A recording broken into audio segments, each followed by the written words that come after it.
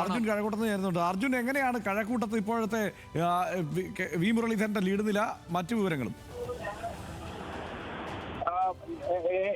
7 റൗണ്ടാണ് ഇപ്പോൾ പൂർത്തിയായിട്ടുള്ളത്. ആ 7ാം റൗണ്ടിൽ ആണ് ഇപ്പോൾ വി മുരളീധരൻ ആദ്യമായിട്ട് മുന്നിലേക്ക് എത്തിയിട്ടുള്ളത്. 8 വോട്ടിന്റെ ലീഡാണ് മുരളീധരന് ഉള്ളത്. ഈ വോട്ടെണ്ണൽ തുടങ്ങി ആദ്യ റൗണ്ട് തൊട്ട് മുന്നിലുണ്ടായിരുന്നത് കടകംപള്ളി സുരേന്ദ്രനായിരുന്നു. 7 റൗണ്ട് വരെ കൃത്യമായിട്ടുള്ള ഒരു നില മെച്ചപ്പെടുത്തിക്കൊണ്ട് തന്നെയുള്ള മുന്നോട്ട് പോക്കാണ് കടകംപള്ളി സുരേന്ദ്രൻ നടത്തിയത്. പക്ഷേ 7ാം റൗണ്ടിലേക്ക് എത്തുന്ന ഘട്ടത്തിൽ അത് മാറി മറിയുകയാണ്. വി മുരളീധരൻ കഴിഞ്ഞ എത്രയോ കാലമായി അവിടെ മത്സരിക്കുന്ന, സ്ഥിരമായി ആ മണ്ഡലത്തിൽ നിന്ന് പ്രവർത്തിക്കുന്ന മുരളീധരൻ ഇപ്പോൾ 1ാം സ്ഥാനത്തേക്ക് എത്തിയിരിക്കുകയാണ്. 8 വോട്ടിന്റെ ഭൂരിപക്ഷമാണ് മുരളീധരൻ.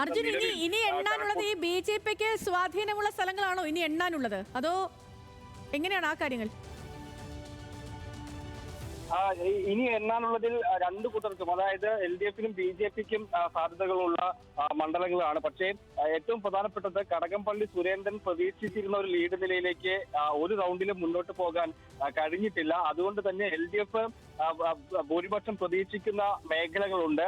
അവിടെ കൃത്യമായിട്ടുള്ള വോട്ട് പോൾ ചെയ്യപ്പെട്ടിട്ടില്ല. LDFന് പോൾ ചെയ്യപ്പെട്ടിട്ടില്ല എങ്കിൽ അത് BJPക്ക് സഹായകരമാകും. അതായത് BJPക്ക് ലഭിക്കേണ്ട വോട്ടുകൾ അവർ സ്വാഭാവികമായി പിടിക്കുകയും UDFിലേക്ക് LDFിൽ നിന്ന് വോട്ടുകൾ പോവുകയും ചെയ്താൽ അത് വി മുരളീധരന്റെ സാധ്യത തുറക്കപ്പെടും. ഏതായാലും ഇനി 8ലേറെ റൗണ്ടുകൾ കൂടി എണ്ണാനുണ്ട്. വട്ടിയൂർക്കാവ് പോലെ കഴക്കൂട്ടം മണ്ഡലം കൂടി ഇങ്ങനെ പ്രവചനാതീതമായി മാറുന്ന നിലയിലേക്ക് മാറുകയാണ്.